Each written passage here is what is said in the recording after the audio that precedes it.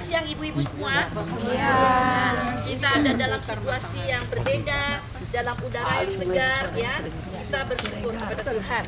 Walaupun mungkin kita masih di banyak hal-hal yang mengikat kita dalam kehidupan kita ya, kesusahan kita, kesibukan kita, permasalahan kita, semua setiap orang punya kan?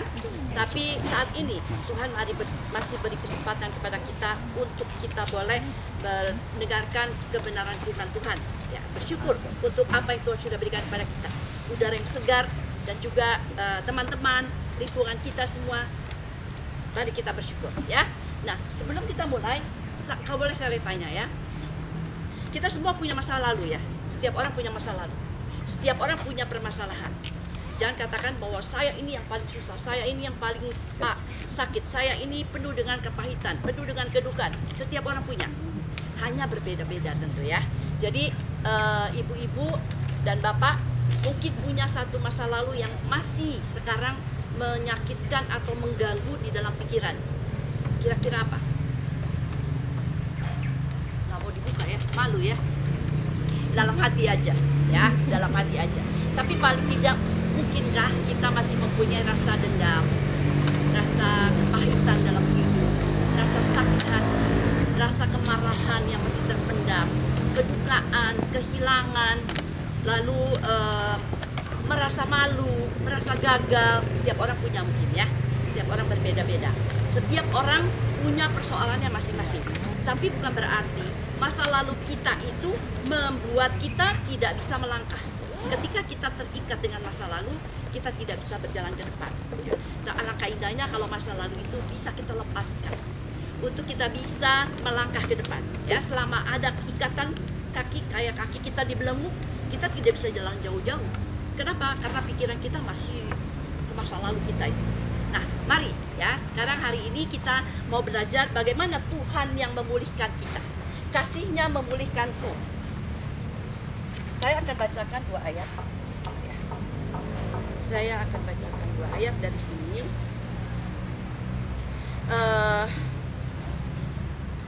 Dari Mazmur 51 ayat 10 sampai 12 dan Mazmur 147 ayat 3. Mazmur 51 ayat 10 sampai 12 dan Mazmur 147 ayat 3. Saya bacakan buat kita semua. Sembunyikanlah wajahmu terhadap dosaku. Hapuskanlah segala kesalahanku. Jadikanlah hatiku tahir ya Allah. Dan perbaharuilah batinku dengan roh yang teguh. Ia menyembuhkan orang-orang yang patah hati dan membalut luka-luka mereka. Nah, ibu-ibu sekalian, bapak yang kami kasihi, bahwa kita semua mempunyai paling tidak adalah dosa gitu ya. Kita semua ini adalah produk dosa yang tentu seringkali membawa kita, membuat kecenderungan kita untuk melakukan hal-hal yang tidak berkenan di hadapan Tuhan.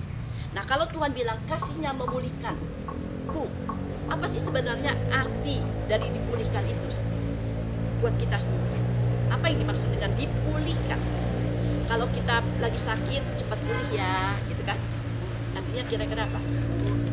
Cepat sembuh ya, cepat sembuh, cepat sehat kembali. Ya, jadi kalau dalam bahasa Indonesia dipulihkan artinya adalah dikembalikan seperti keadaan semula. Kalau yang tadinya sehat, dipulihkan biar kembali lagi sehat.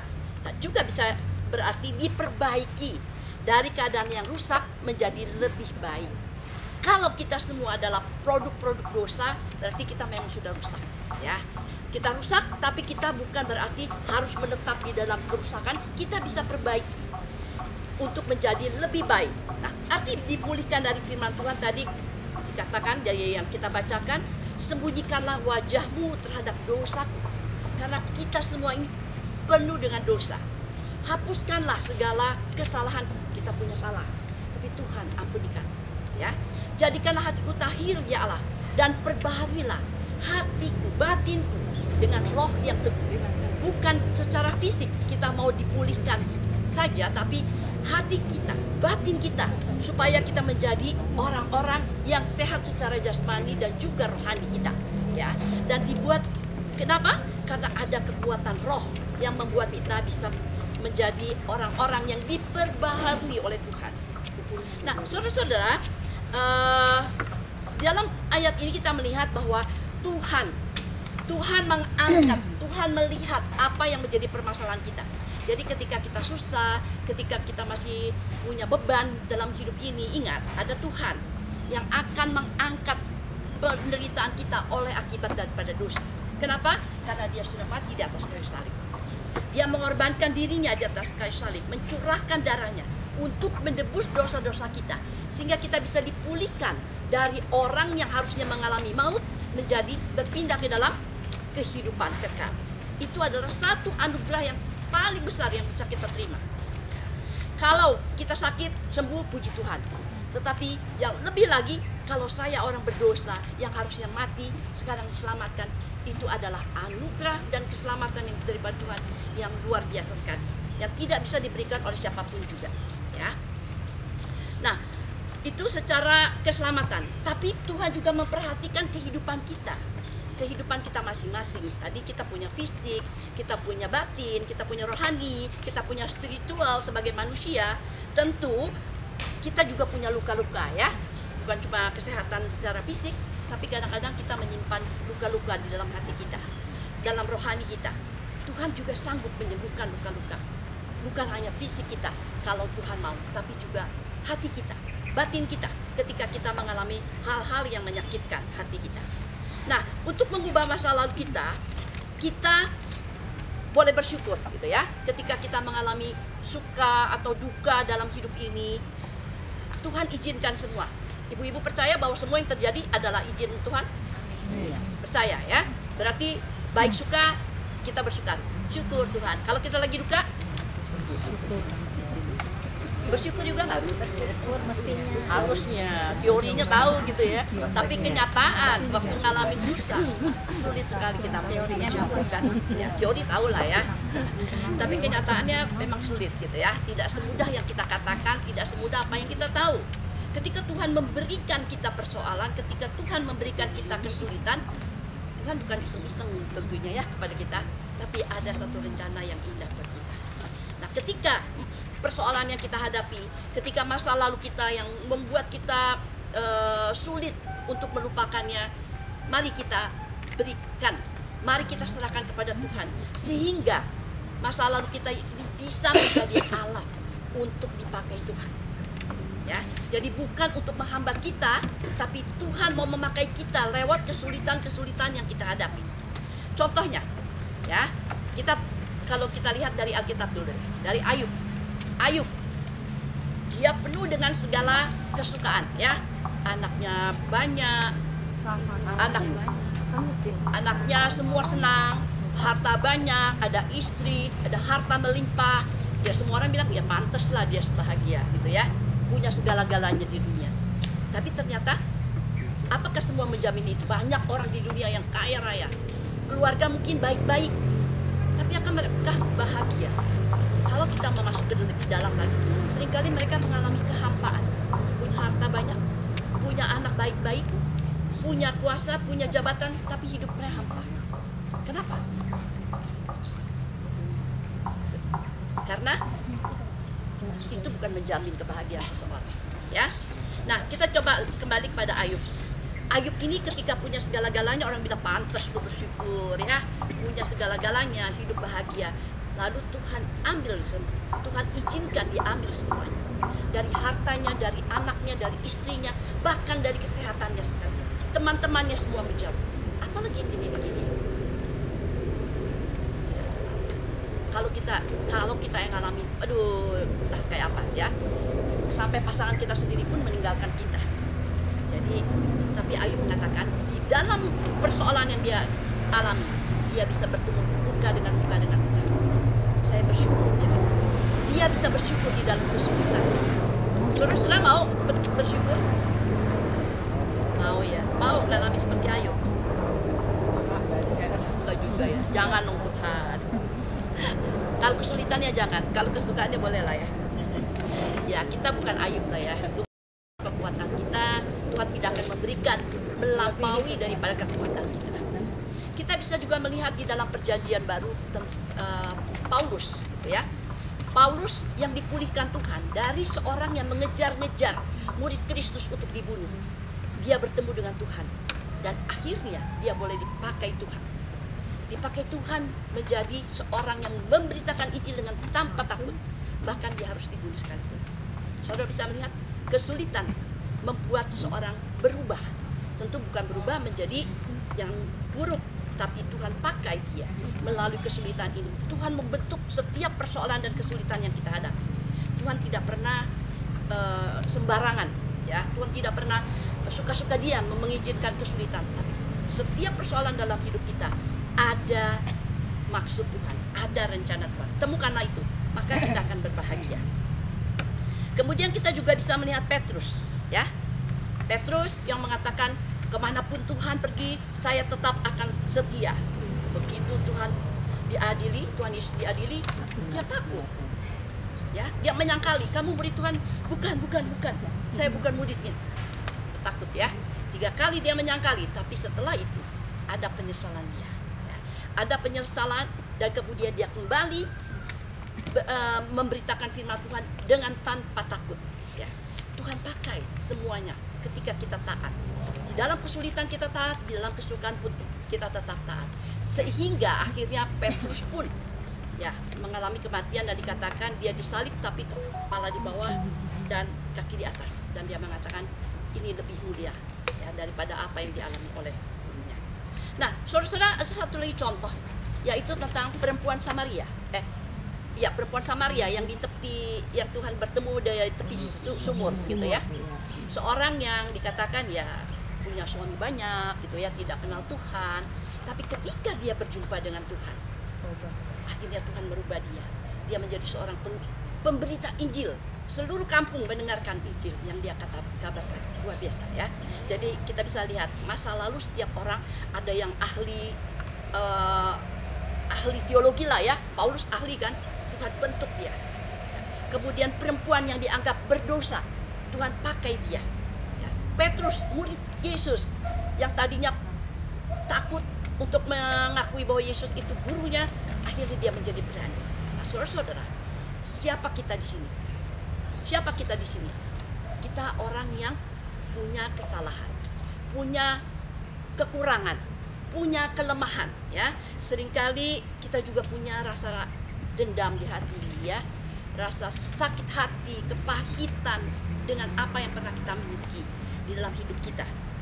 Maukah kita dipulihkan dari Tuhan? Mau ya, pasti mau kan? Gak ada yang gak mau kan? Ya, Tuhan memulihkan kita semua dengan kasih-Nya. Kasih melalui darahnya di atas kayu salib. Pengorbanan Yesus membuat kita bisa menerima kembali status kita menjadi anak-anak Tuhan. Ya, kita dipulihkan dari anak-anak yang berdosa menjadi anak-anak Tuhan. Alangkah indahnya. Nah, proses di dalam pemulihan itu saya bacakan di dalam Efesus 4 ayat 23 sampai 24 ya. Tetap Efesus 4 ayat 23 sampai 24. Tetapi kepada kamu yang mendengarkan aku berkata, kasihilah musuhmu, berbuatlah baik kepada orang yang membenci kamu, dan mengenakan manusia baru yang telah diciptakan menurut kehendak Allah di dalam kebenaran dan kekudusan yang sesungguhnya. Saya bacakan satu lagi ayat 1 Yohanes ayat 1 sampai 9. Jika kita mengaku dosa kita, maka Ia adalah setia dan adil, sehingga Ia akan mengampuni segala dosa kita dan menyucikan kita dari segala kejahatan. Ya, jadi saudara-saudara, kalau kita semua sudah menyadari diri kita masing-masing, kesalahan yang kita lakukan, dikatakan bahwa kita semua orang adalah telah berbuat dosa dan telah kehilangan kemuliaan Allah. Tapi kita bisa dipulihkan ketika kita boleh mengakui segala kesalahan kita di hadapan Tuhan. Dengan apa? Pertolongan Roh Kudus tentunya. Bukan karena kekuatan kita, bukan karena kegagahan kita, bukan karena kepandaian kita mengerti akan Alkitab atau teologi, bukan. Tapi karena pertolongan Roh Kudus memampukan kita untuk kita bisa mengakui dosa-dosa kita di hadapan Tuhan. Dan tentunya setelah itu jangan stop di situ ya. Tentu ketika kita sudah sadar diri kita berdosa, kita akui di hadapan Tuhan, mari kita juga mau untuk bertumbuh makin mengenal Tuhan, makin mau mengenal Tuhan, berarti makin mau tahu apa yang harus saya lakukan di hadapan-Mu ya Tuhan, sesuai dengan kehendak Tuhan. Dan biarlah kita sungguh-sungguh boleh taat ya. Kadang-kala kalau yang enak-enak disuruh Tuhan mau gitu ya. Ketika yang sulit, aduh, jangan dulu deh, nanti dulu ya gitu ya. Seringkali kita excuse dulu, nanti saya mau ngerjain yang lain, jangan yang itu dulu deh ya gitu ya. Kita tidak taat ketika ada hal-hal yang tidak sesuai dengan keinginan kita. Kita maunya sesuai dengan keinginan kita, dan kita merasa bahwa itulah yang paling baik buat kita. Padahal Tuhan tahu yang paling baik buat kita, terlebih diri kita sendiri. Mari kita taat tuntunan Tuhan. Tuhan mau kita kemana, sehingga kita boleh bertumbuh dan terus mengalami pertobatan yang sungguh-sungguh. Dan saudara-saudara, tentu proses pemulihan ini bukan instan ya, langsung jadi, tapi perlu proses waktu. Sekarang saya jatuh di sini, bangun lagi. Kemudian tertatih-tatih, mungkin jatuh, tapi jangan di lubang yang sama gitu ya. Kita bukan berarti bertobat, ngaku dosa, buat dosa lagi, terus berkubang di dalam lubang yang sama. Tapi kita terus mau bertumbuh. Tapi mungkin kita masih bisa jatuh, lalu bangkit lagi. Ingat lagi akan kebenaran firman Tuhan. Kita berpegang lagi kepada kekuatan daripada Tuhan ya. Nah, saudara-saudara, kalau kita sendiri sudah dipulihkan oleh kasih Tuhan, tentu bukan berarti hanya untuk diri kita sendiri. Bagaimana relasi kita dengan sesama? Ya, seringkali kalau sama Tuhan gampang, ada dosa Tuhan ngaku dosa ampun. Tapi begitu kita ada clash dengan saudara-saudara kita, dengan saudara-saudara kita, dengan orang tua kita, dengan pasangan kita, dengan teman-teman kita, dengan anak kita, segitu mudahkah kita mengatasi pemulihan ini? Tidak segampang seperti yang dikatakan ya.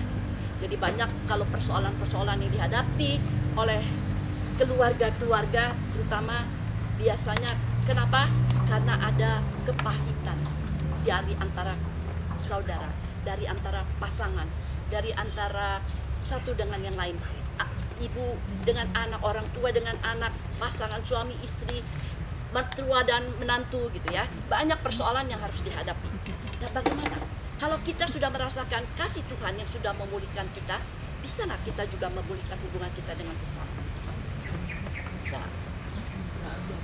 Harusnya bisa ya, karena kita sudah merasakan kasih itu. Tapi pertanyaannya mau atau tidak? Saya sih mau, tapi dianya masih begitu aja gitu kan? Seringkali gitu ya. Excuse-nya saya mau, tapi yang sana tuh nyakitin terus hati saya. Masa saya mesti ngampunin terus? Ya, saudara-saudara, kita tahu bahwa kasih Tuhan adalah kasih yang tanpa menuntut, kasih yang memberi kepada kita. Siapa sih kita diampuni Tuhan?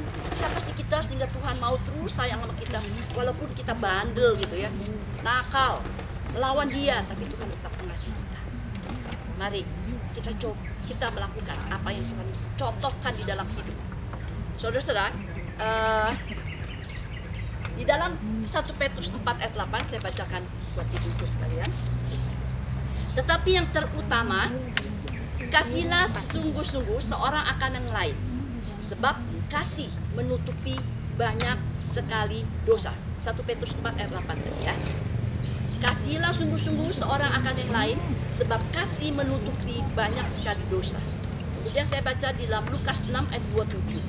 Tetapi kepada kamu yang mendengarkan aku berkata, aku ini Tuhan ya, kasihilah musuhmu, berbuatlah baik kepada orang yang membenci kamu. Ya, Tuhan mengatakan berbuat baik kepada siapa? Membenci, bukan orang yang sayang kita. Kalau orang yang sayang kepada kita gampang ya kita kasihi, karena dia baik sama saya ya saya baik.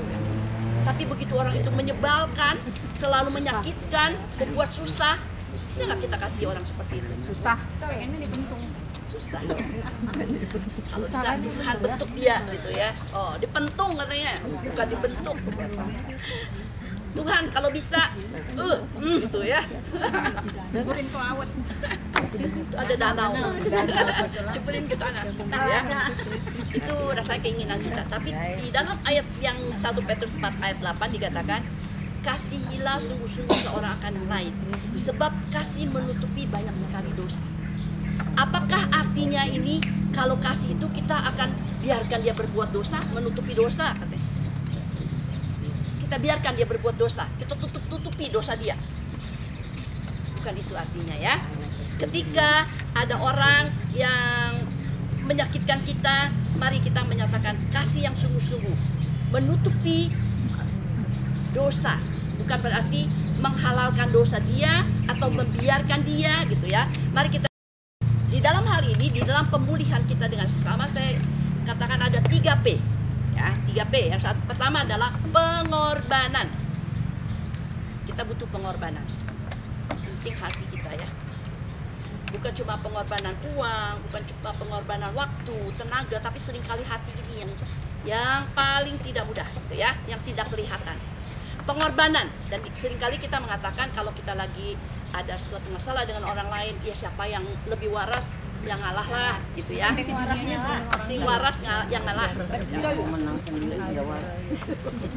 Ya enggak, ya kalau dia nggak waras dia nggak sadar kesalahannya. Jadi kita yang sadar yang kita mulai melakukan ya. Kenapa demikian? Karena seringkali pemulihan itu terjadi ketika orang menyakiti hati saya, tapi kita tidak membalaskan kepada dia. Di dalam firman Tuhan saja mengatakan seperti kita menaruh bara api di atas kepalanya. Dia udah begitu salah sama kita, tapi kita nggak balas nih. Kita tetap mengasihi dia, sehingga dia bisa melihat bahwa apa yang dilakukan itu tidak membuat kita menjadi ikut bersalah, ikut marah-marah kepada dia, tapi kita tetap mengasihi dia. Nah, dalam hal ini kita berharap dia bisa melihat hal itu sehingga dia akan menyadari kesalahannya. Tapi udah berpuluh-puluh tahun saya seperti itu nggak berubah-berubah tuh, gimana dong? Sampai kapan? Sampai akhir nafas, Bu. Sampai akhir nafas. Sampai waktunya Tuhan memulihkan dia ya. Nah tadi sampai akhir nafas. Nah ini ada satu kesaksian dari ibu yang dimana suaminya itu selingkuh lah ya. Akhirnya pergi dengan perempuan lain. Dan dia ini seorang yang ya cukup berhasil lah gitu ya. Dia sering pergi keluar dan dia seorang cantik banget, cantik dan berhasil. Tapi istrinya pergi meninggalkan dia dengan orang lain. Sampai satu saat tiba-tiba suaminya kembali, sudah bawa anak dan diserahkan kepada si istri ini, gitu ya. Dan istrinya yang dia pergi itu, selingkuhannya itu menyerahkan suaminya dan dia tinggal. Suami sudah sakit, anaknya dan suami sakit. Dan dia udah nggak ada punya uang, udah nggak berdaya, tapi dia tetap merawat suaminya sampai dia merasakan satu Tuhan mengembalikan dia walaupun dalam kondisi yang tidak menyenangkan. Luar biasa ya. Itu kasih yang Siapa tuh orang? yang baik. Drakor. Enggak, ini beneran. Ini beneran. Ini kesaksian dia ya, bukan mengada-ngada atau drakor, bukan. Ini kesaksian dia. Ya, kisah nyata. Tapi setahu saya orangnya sudah tidak ada karena waktu itu usianya juga sudah cukup lanjut gitu ya. Dan kemudian ketika kita mau berkorban, maka ada pengampunan di situ. Ya, bukan cuma berkorban, mau merawat tapi hati masih dendam, tidak. Ada pengampunan. Kenapa? Karena tadi dikatakan kasih itu menutupi segala dosa. Artinya kasih itu menutupi, mendebarkan segala kebencian. Tebarkanlah kasih, bukan kebencian. Berapa banyak kasih yang kita miliki? Lebih besarkah dari sakit hati kita? Jadi yang kita pikirkan berapa kasih yang ada dalam diri kita, bukan berapa dalamnya luka hati kita, gitu ya. Jadi berbuat baik atau kita mau balas dendam. Kalau boleh rasain lo kena batunya, gitu kan? Seringkali gitu ya. Syukur lo ketika dia jatuh, rasain lo biar tobat, ya. Rasa lo. Tapi biarlah kita jangan menghitung-hitung betapa sakitnya hati kita, tapi hitung berapa banyak kasih yang kita bisa berikan kepada orang. gampang yang mengatakan ini tidak mudah dilakukan. Ya. Apalagi sudah menyangkut hati yang paling dalam. Ya. Susah dilakukan. Dikatakan mudah, diingat mudah, tapi pas dilakukan, aduh gengsi dong, gua lagi ngalah gitu kan. Ya. Maka dikatakan kasih itu menutupi kesalahan. Artinya kasih menerima kekurangan orang lain, ya, dan melepaskan kekuatan kasih itu yang dari Tuhan, sehingga bisa mengampuni. Kalau secara logika mungkin kita tidak bisa mengampuni, tapi karena ada kekuatan dari Tuhan, maka kita bisa mengampuni dengan memberikan kasih kepada orang yang menyakiti hati kita, ya. Untuk memberkati, bahkan mengasihi, mengampuni, dan memberkati. Ya, kalau bisa kita katakan, pukul dia Tuhan, cambuk dia Tuhan, biar dia tobat. Tapi bagaimana kasih itu bisa juga berdoa untuk memberkati orang. Ya, tidak mudah tentu. Ya, ketika ada orang yang membuat kita berkhianat kepada kita, menyakiti kita, ya. Apalagi kalau itu sudah menjadi kepahitan di dalam hidup kita. Kemudian, saudara-saudara, ketika kita mengatakan pengampunan, maka kita juga harus melihat bahwa apa yang dilakukannya itu bukan untuk diceritakan kepada banyak orang, ya. Semua orang tahu, biar rasa lu itu perbuatan dia kepada saya, bukan gitu ya. Karena kalau kita sudah mengumbar kemana-mana, akan membuat hubungan kita, relasi kita akan menjadi lebih sulit diperbaiki, ya. Yang satu sakit hati karena perbuatan orang ini, yang orang ini ketika diumbar-umbar makin sakit hati lagi dia gitu ya. Tapi mari kita selesaikan secara kasih yang dari Tuhan, bukan untuk menghukum dia supaya orang semua tahu, tapi bagaimana dia boleh kembali ke jalan yang benar, boleh bertobat, ya. Kalau memang kadang-kala setiap persoalan kita perlu tempat cerita, ya, tempat orang mengadu, bagaimana kita mengeluarkan kesesakan hati kita. Carilah orang yang tepat untuk bercerita, yang bisa dipercaya, ya. Jangan sampai orang ini juga mengumbar kemana-mana. Perlu orang yang dipercaya dan orang yang tepat supaya tidak salah langkah tentunya, ya. Dan kemudian kalau orang ini sudah kembali, sudah dipulihkan kehidupannya, jangan terus diungkit-ungkit gitu ya. Udah jalan sama-sama, udah baikan, lalu melakukan sesuatu, iya lu balik lagi lu, dulu kali gini, kan? Diingat-ingat lagi kesalahannya. Jangan diungkit-ungkit ya. Itu akan menyakitkan buat orang yang mau pulih. Mari kita memberikan pengorbanan, kita memberikan pengampunan yang seutuhnya, dan juga kita memberikan pengharapan untuk pemulihan yang boleh terjadi.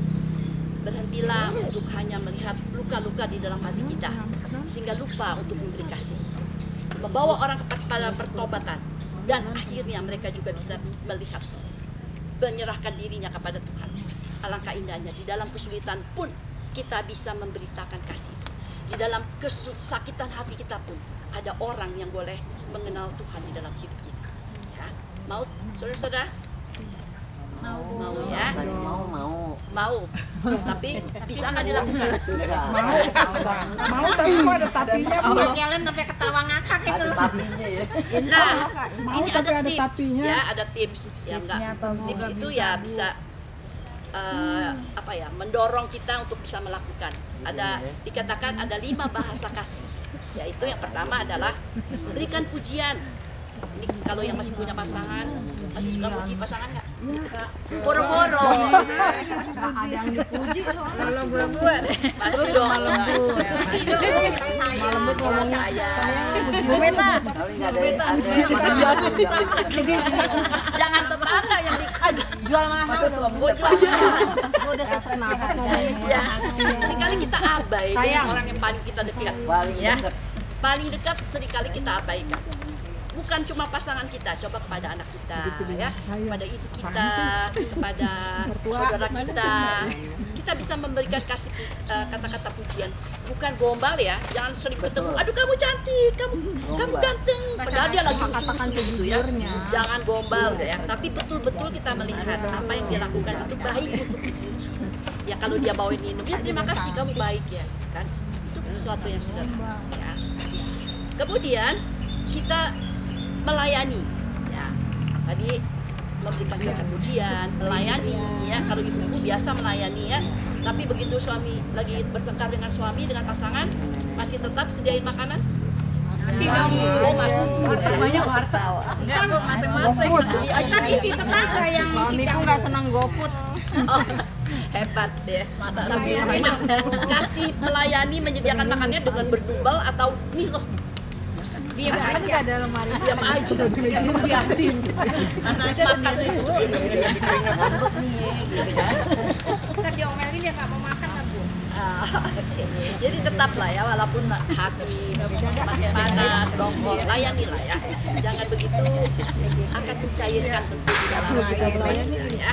Baik dengan pasangan kita, dengan anak-anak kita, dengan keluarga kita ya. Semua kita bisa lakukan. Ini tips yang mudah-mudah tentunya ya. Kemudian memberikan hadiah. Ya. Masih dong. Ibu Meta sering kali. Gak usah barang-barang mahal ya, gak usah yang mahal-mahal. Tapi ketika dia ulang tahun, ada perhatian, berikan kue sedikit gitu ya. Kemudian pada mungkin hari pernikahan sama-sama gitu ya, sama-sama makan keluar gitu ya. Hadiah timus juga. Ya, lakukan sesuatu yang membuat dia happy tentunya ya. Kemudian juga jangan lupakan sentuhan fisik. Nah ini hanya kepada pasangan ya, kepada anak ya, kepada orang tua, jangan kepada orang lain ya. Tadi kepada tetangga. Ya, jadi kita pun yang sudah lanjut usia masih perlu disentuh gitu ya, sayang gitu ya, perlu dipeluk, perlu digandeng kalau jalan gitu ya. Jadi jangan abaikan. Tapi kalau di keluarga saya dari semasa itu ya, boro-boro istrinya digandeng kan, jalannya masing-masing gitu. Oh istrinya yang harus menggayun Bu. Ya, istri yang gayun Kan kan. ngarahin. Ya, jadi bukan bergantung berapa usia kita, tapi berapapun usia kita, kita bisa tetap melakukan hal itu ya, bukan cuma anak-anak muda saja. Kemudian waktu yang berkualitas ya, di sini waktu berkualitas. Kadang-kala kita punya keluarga pengennya pergi sama-sama dong ya sama anak-anak, tapi perlulah sediakan waktu pergi berdua ya, berdua di sana, kemudian ngobrol-ngobrol, komunikasi ya, boro-boro berdua. Kabar sebentar aja udah berantem gitu kan. Gara-gara map aja suka berantem. Nggak jadi deh nonton Bu. Ribut tau. Jangan katakan nggak bisa mapnya jangan. Dilarang. Makanya nggak usah pakai map. Ini dia nggak ngalamin. Jadi tadi ya pergi nonton bareng, jalan-jalan, cari suasana berdua ya, buat refreshing. Betul, walaupun Ya. ke pasar kayak ibu Ya ke pasar berbelanja, Kayak antos tuh sama Bu Mel. jauh-jauh ya. Iya betul. Oh, Ibu Mel kemana-mana berdua soalnya, nggak bisa lepas ya. Oke, Jauhan.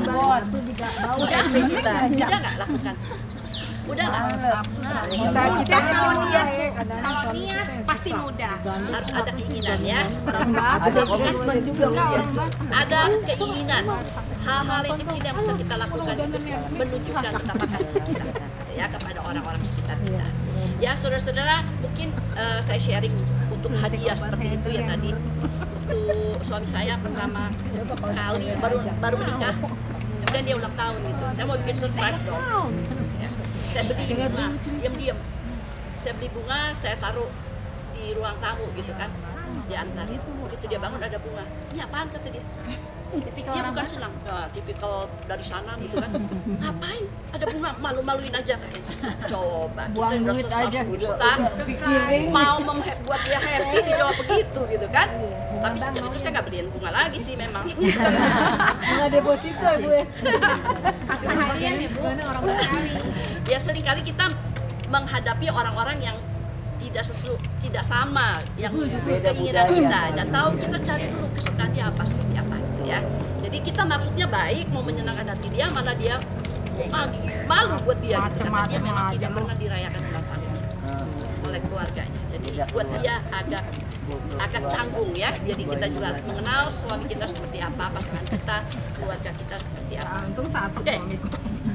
Sampai di sini saya sudah berikan kertas kepada ibu-ibu. 3 tadi apa, Kak? Yang P tadi. Bu, 3 B-nya cuma dari harapan.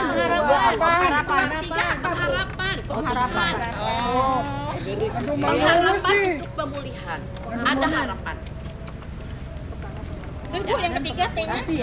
Satu pengorbanan, kedua pengampunan, Pengampunan. ketiga pengharapan untuk pemulihan. Bedainnya jangan langsung ini pengorbanannya ada udah pengharapan Kedua pengampunan, nomor 3 pengharapan.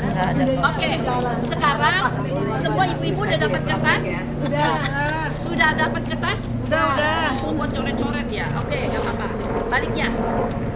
Sekarang ibu-ibu tulis. Masing-masing secara pribadi. Mungkin kalau yang dempet-dempet agak jarangan. Boleh ambil posisi tempat lain. Nggak boleh nyontek ya? Nggak boleh. Jangan ya. Agak cari jarak di sini masih bisa. Ayo jangan dempet-dempet. Nanti tulisnya dua sisi Nanti ya. mana tuh bisa kalau saya minum parambek bentar Bu.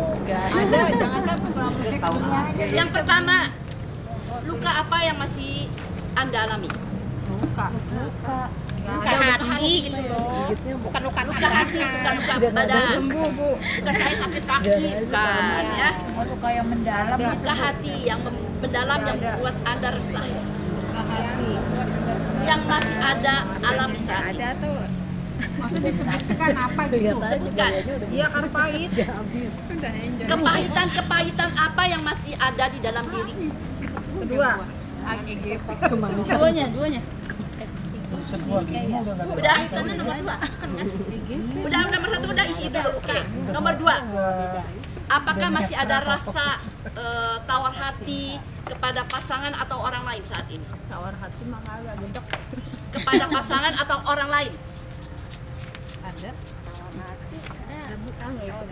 Roti manis. Sudah? Yang terakhir. Komitmen apa yang akan Anda lakukan untuk menghadapi yang masih ada ini? Berserah kepada Yesus.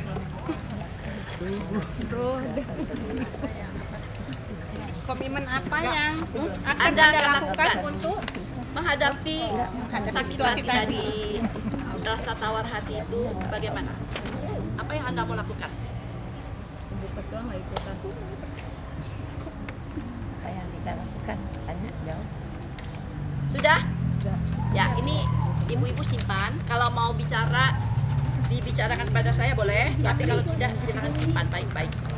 Nanti pulang baca lagi. Saya punya komitmen apa? Lakukan dalam hidup. Jadi jangan sekedar tulis saja ya. Tapi lakukan. Kalau ada yang mau dibicarakan, silakan. Habis ini boleh bicara. Kalau tidak, boleh disimpan. Disimpan dan dilakukan ya. Komunikasi ya. Ya.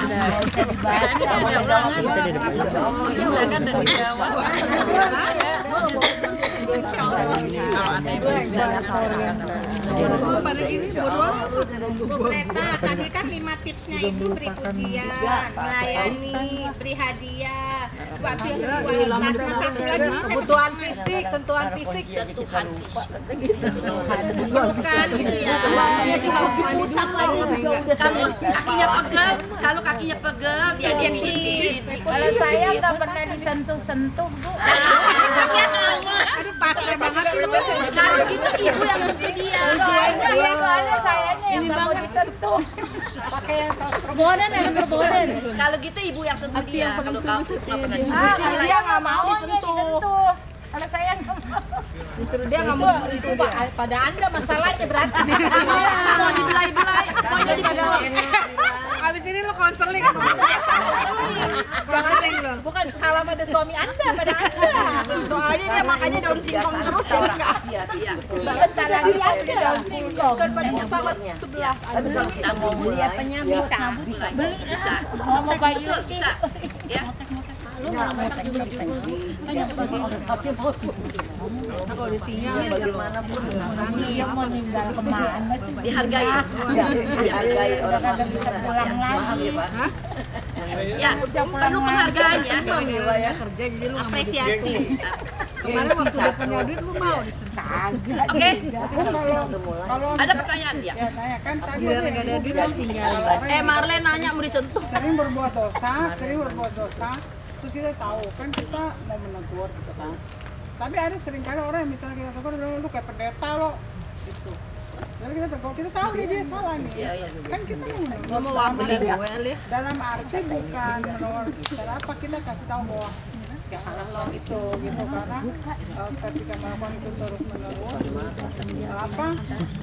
kalau Tuhan hukumnya di sini ya langsung lo rasa gitu kan. Ada orang juga nanti yang Tuhan ketika dia udah baru dia dapat, tapi ketika Tuhan hukumnya di sini pun tuh sakit sekali kan. Tapi kalau kita misalnya tegur tahu lo gitu ya. Ada yang gini kan, gue bikin dosa kan dosanya nggak jendol itu kan, gue bikin dosa dosanya nggak jendol. Jadi kalau saya bilang, oh lu mau jendol di muka lu keluar gitu, itu lu mau jendol, kalau so tau lo, so suci lo gitu. Jadi gimana tuh yang kayak gitu?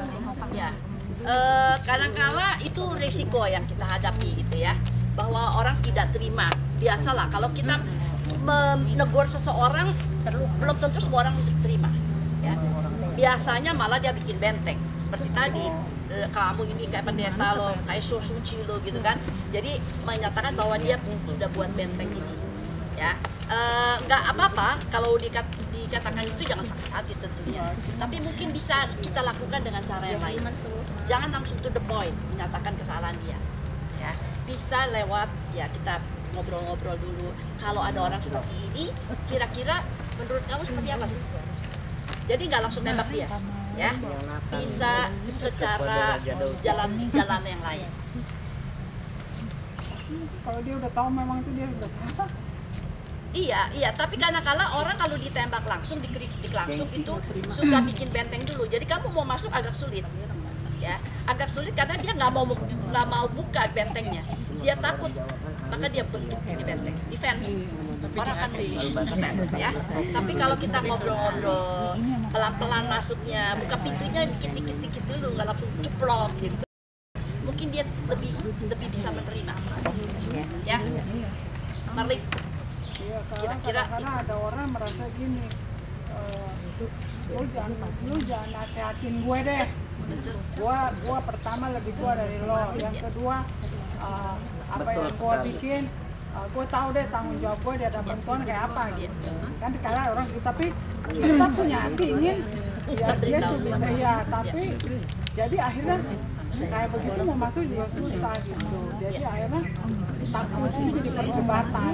Karena kalau udah perdebatan tuh kan lebih mutu menyelesaikan lebih parah. Jadi maksudnya caranya gitu.